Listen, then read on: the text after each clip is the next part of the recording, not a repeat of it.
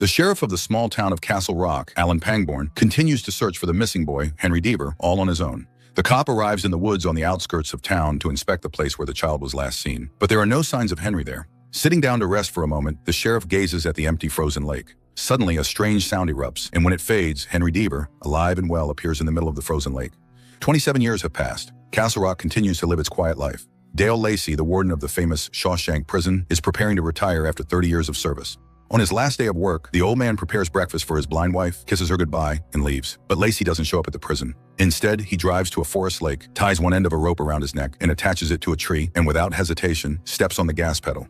The car, along with its owner, plummets off the cliff. Teresa Porter, the deputy warden replacing the late Dale Lacey, arrives at Shawshank. She familiarizes herself with her new workplace and learns the prison's history. All previous wardens have met strange ends, and none live to old age. But Teresa is more concerned with something else. Shawshank has long been overcrowded, and prisoners are being housed even in the gym. Officer Zalewski tells Teresa Porter about Block F. It was closed after the fire in '87, but if it's cleaned up, the block could house several dozen inmates. For his initiative, Zalewski is tasked with being the first to enter the abandoned block, check its condition, and count the beds. The guard cuts the rusty lock and inspects the wing, which according to official records, hasn't been entered in about 30 years. But suddenly, the officer notices fresh footprints from men's boots in the thick layer of dust. Zalewski follows the tracks, which lead him to an iron door to a maintenance section. The tracks take the officer to a hatch. With difficulty, he opens the old bolts and looks inside. Zalewski's wallet falls out of his pocket, and he has to climb down to retrieve it.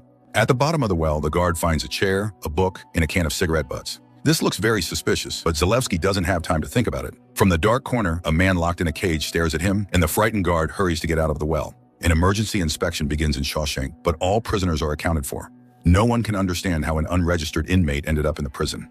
The boy from the dungeon is brought to the interrogation room, but he doesn't respond to the officer's questions or react to anyone around him. Zalewski takes the prisoner to the shower, then returns to the basement to collect evidence. The main piece of evidence is the can of cigarette butts. It is sent to Teresa Porter's office, and after comparing them with the butts of her predecessor, she realizes that it was Lacey who held the boy captive. There is no information about the prisoner in any official archives or in Dale Lacey's personal records. There are no fingerprints or data about missing persons matching him. Teresa Porter worries that the incident could harm Shawshank Prison and ruin her career. She orders everyone to keep quiet about the terrible discovery for now, to avoid attracting unwanted attention. This situation scares Zalewski. He knows well that horrible things happen in the prison, and he suspects that the boy might simply be disposed of. Teresa personally interrogates the mysterious prisoner, and for the first time in a long while, he speaks. The boy says the name Henry Deaver, but the local guards know for sure that this isn't the prisoner's name. It belonged to a completely different person who once lived in Castle Rock. Meanwhile, in Chicago, Henry Deaver stands before the court, defending a woman sentenced to the death penalty. After leaving Castle Rock, he became a successful lawyer specializing in such cases. At this trial, the lawyer fails to win, and he visits his client one last time. Listening to her final words, Henry remembers the day Sheriff Alan Pangborn found him. Everything before that moment has been erased from Henry's memory. Teresa studies Henry Deaver's file and reaffirms her decision not to involve the lawyer in the convoluted story. Her deputy supports the decision and suggests placing the mysterious prisoner with a dangerous criminal to quickly close the matter. Officer Zalewski overhears the conversation between the leaders. He anonymously calls Henry Deaver and tells him about the boy locked in a cage who speaks his name. Zalewski warns Henry that if he doesn't come, the prisoner will face a grim end soon. A few days later, Henry arrives in Castle Rock. Despite his long absence, people recognize him on the streets and still blame him for his father's death. The familiar streets trigger Henry's memories of the day Sheriff Alan Pangborn found him on the lake. Everything before that remains a blank for Henry, including where he was during his disappearance. Henry's adoptive mother, Ruth, doesn't immediately recognize him. Due to her illness, she suffers from memory lapses. However, her new boyfriend, Sheriff Alan, instantly knows who stands before him. All this time, the kid, the mysterious prisoner, sits alone in his cell. Noticing a mouse nearby, he forces it, with the power of his mind, to approach the mousetrap. Henry heads straight to the prison. Teresa invites him into her office and claims that no boy was found in the dungeon. She assures the lawyer that the phone call was someone's bad prank and that he can safely return to Chicago. But Henry knows this is a lie, and on his way out, he locks eyes with Zalewski. The men recognize each other, but don't show it.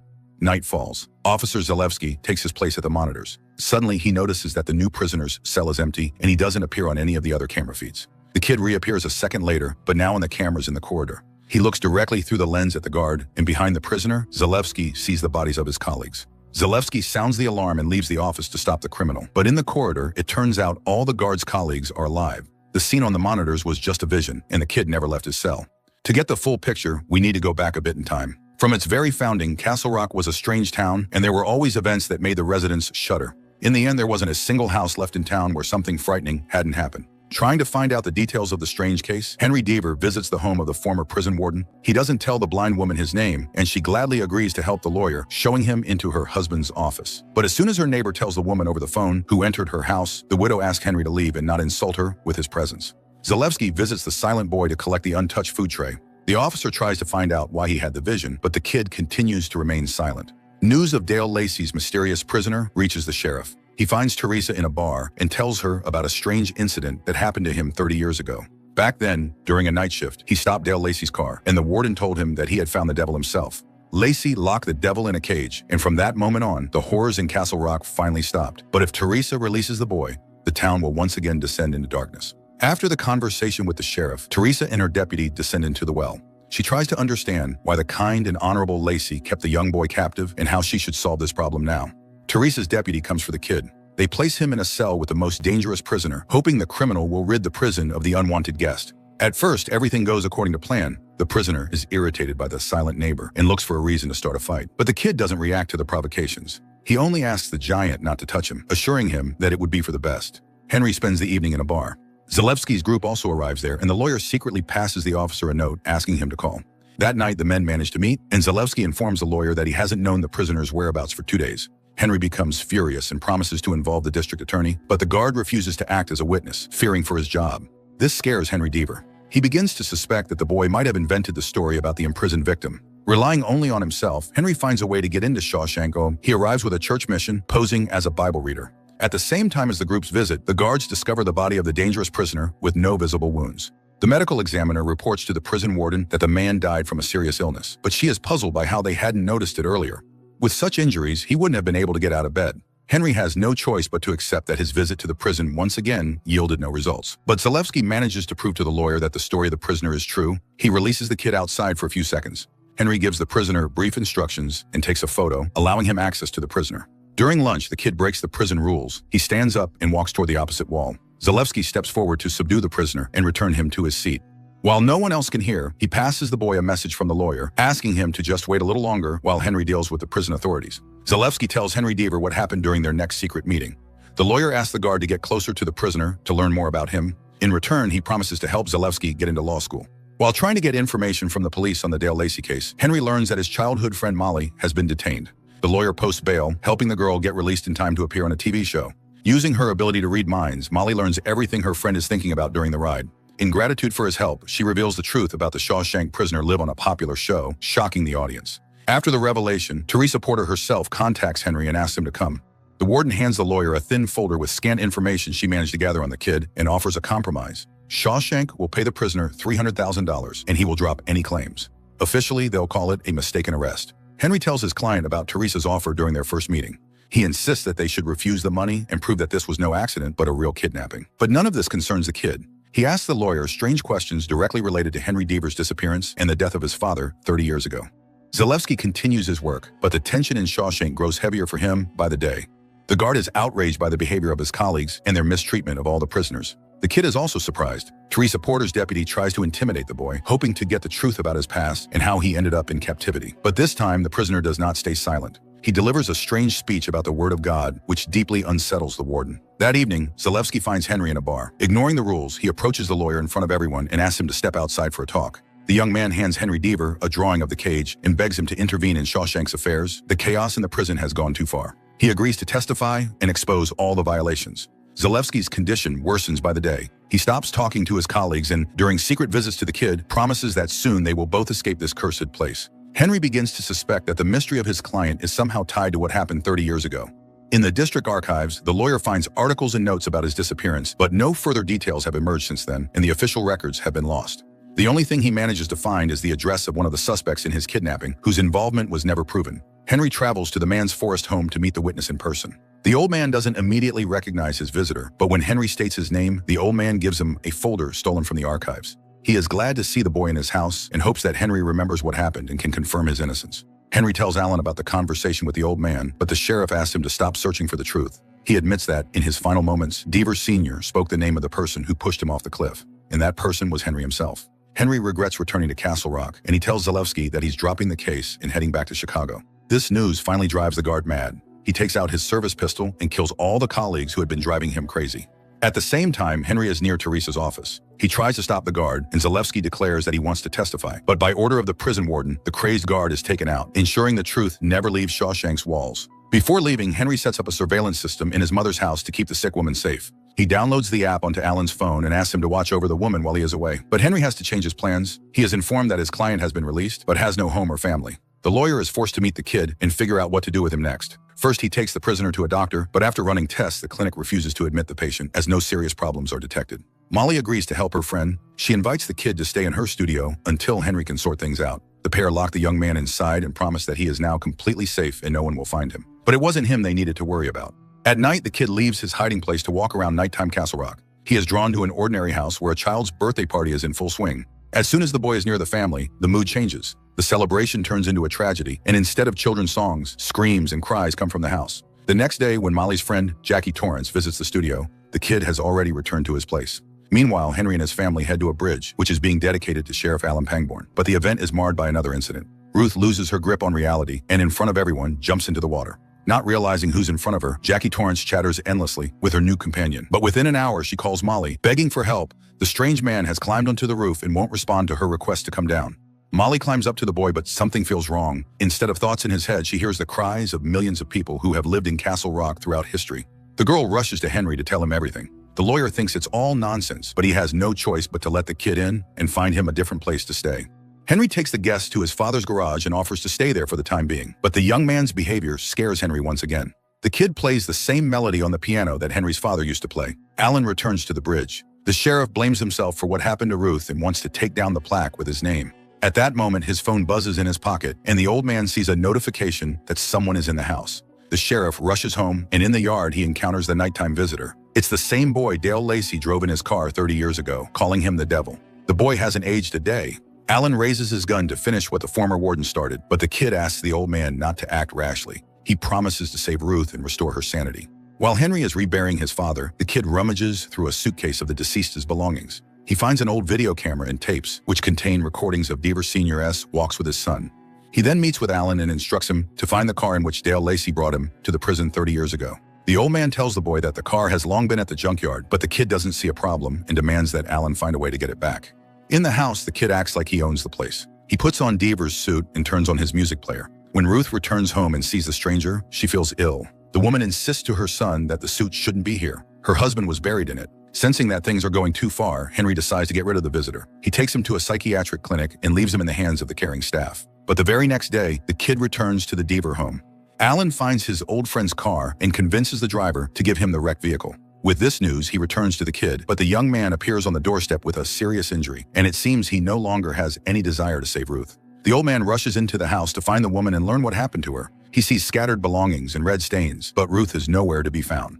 At that moment, Ruth is hiding in the barn, quietly loading her gun. Her nerves are stretched to the limit. When the kid returned to the house, Ruth thought she saw her late husband in him. A news report about a fire at the psychiatric clinic snapped the woman back to reality, and she realized that the guest posed a serious danger to her family. She found the gun in her husband's secret stash, but the clip was empty. The strange boy was far scarier than Ruth could have imagined. He not only wore Deaver Sr. a suit, but he began to act like the deceased man. The kid knew everything that only the head of the family could have known. He invited Ruth to dance and answered all her questions, proving that he wasn't in the house for the first time. Ruth tried her best to play along with the stranger, but he noticed her anxiety and offered her a sedative. But the woman managed to deceive the kid and escape from him to find ammunition and protect herself. Finally, her memory helped Ruth locate the secret stash. She hides in the barn, loads the gun, and waits with bated breath. When the footsteps sound dangerously close, she pulls the trigger and hears the body hit the floor. But when she manages to take a look, it's not the strange stranger lying there. Alan's body lies on the floor before her. New residents move to Castle Rock. A couple buys Dale Lacey's house and plans to open a hotel there. In the basement, they discover hundreds of paintings that the former owner painted, and on every canvas, the young couple sees the same face, the face of the kid. All the paintings find their place on the walls of the house, and the couple returns to setting up the hotel. Fortune smiles upon them. The first guests arrive that very day, promising success for the hotel. But the owner of the house, Gordon, decides to celebrate this event in a strange way. He brutally murders the guests. Returning home, Henry once again finds the kid there. The guest leads the lawyer and shows him Alan's body, still lying on the floor in the barn. The kid tells Henry that he has waited for him for 27 years, and now they must go into the woods. But the arriving cops seem to have other plans, and the strange boy flees, leaving Henry to deal with the problems alone. That night, Henry decides to break into Dale Lacey's house to finally find information about his mysterious prisoner. The man enters through the basement and goes upstairs to the living room, which is covered in portraits of the mysterious boy. The sight seems very strange to Henry, but one painting particularly catches his attention. In it, the lawyer sees the kid in the same pose and clothes in which Henry himself was depicted on the flyer during his disappearance. The owners of the house discover the intruder in their gallery and, out of habit, try to get rid of him, but Henry manages to escape outside, where Jackie Torrance comes to his rescue. Like her famous uncle, the girl is excellent with an axe. Unaware of what is happening to her friends, Molly returns home. On the stairs, she finds the kid, and he tells her that only she can help him because she knows him well. Molly doesn't understand what he's talking about, but she follows the guest upstairs and agrees to listen to him. The kid describes the girl's room and all of her childhood in detail. He doesn't hide how he knows all of this. The boy insists to his friend that he was there when her life ended. In another reality, the kid, who is also Henry Deaver, stands before investors, presenting his innovative drug for Alzheimer's, which he created to cure his mother. The young man receives the unfortunate news. Something terrible has happened to his father, and Henry must return to Castle Rock. The town and the Deaver house are no different from the ones the current Henry Deaver returned to, but this Henry's life has many differences. In this world, Molly is also Henry's best friend, and the pair spend an evening at a bar. The boy talks about how his mother now lives with former Sheriff Alan Pangborn, whom she left Deaver Sr. for many years ago. At night, the power goes out in the house, and Henry has to go down to the basement to find the breaker. But along with the electrical panel, he finds something else. A cage with a locked-up teenager, the missing Henry Deaver. The police and social services arrive at the scene. The boy is examined, but he says nothing except for the name of the young homeowner. Among his father's tapes, Henry finds one with explanations. Deaver Sr. tells how a teenage boy appeared on his doorstep, claiming the man was his adoptive father and his name was Henry Deaver. The man decided that the devil had sent the boy in response to his prayers to return the son that Ruth had taken away. And to protect the town from evil, Deaver Sr. locked the teenager in a cage and kept him there for many years until he died. Henry plays the tape for Molly, but the girl is sure it's all a product of the old man's sick imagination. The pair decide to visit the boy and try to learn his version of events, but a fire breaks out at the shelter and the teenager is moved to the station. Molly and Henry meet with the boy, but he continues to act strangely. He insists that his name is Henry Deaver and that they urgently need to go to the woods because there is little time left. The police agree to release the boy to Molly, but they assign Officer Zalewski to escort them. However, Molly manages to escape from the convoy, darting in front of a train to take the boy to the woods and uncover the truth about his appearance. The teenager runs deeper into the forest without offering any explanation. Henry and Molly chase after him, but the boy suddenly stops as if he is caught between two worlds. Molly manages to read his thoughts and see what young Henry is seeing, but while she is witnessing the events, Officer Zalewski appears behind them. The boy runs further into the woods. Molly, Zalewski, and Henry Deaver try to catch up to him, but at that moment, the officer's gun accidentally fires, and Molly falls to the ground. Closing her eyes, Molly asks her friend to help the teenager return. Something strange happens again. Henry sees people from different eras who ended their lives in this forest. Suddenly, everything disappears, and he finds himself alone in the same spot, but now in the midst of a snowy winter. He runs to the cliff to get a better view and sees Sheriff Alan Pangborn finding the boy and calling him Henry Deaver. The kid finishes his story. He admits that for several days in a row, he tried to find a way back to his world, but he failed. Dale Lacey found him in the woods, and the boy spent the next 30 years in the Shawshank basement. Locking him in the cage, Dale Lacey spent 30 years waiting for directions from higher powers. At one point, he even tried to end the boy's suffering, but he didn't have the courage to go through with it. Now the kid asks Molly for help. He says they need to convince Henry to go into the woods and find the passage between the worlds to restore everything to its original state. Molly relays the conversation to her friend the next day. Meanwhile, the kid goes to the town cemetery to Deaver Sr.'s grave. Henry promises Molly they will discuss the story about the woods later, and he heads to the station to get his son. But the police detain the lawyer due to the incident at the hotel. Teresa Porter, the warden, arrives at Molly's studio. She gives the girl a figurine that appeared in her house, which served as a warning from the mysterious prisoner. Teresa is not mistaken.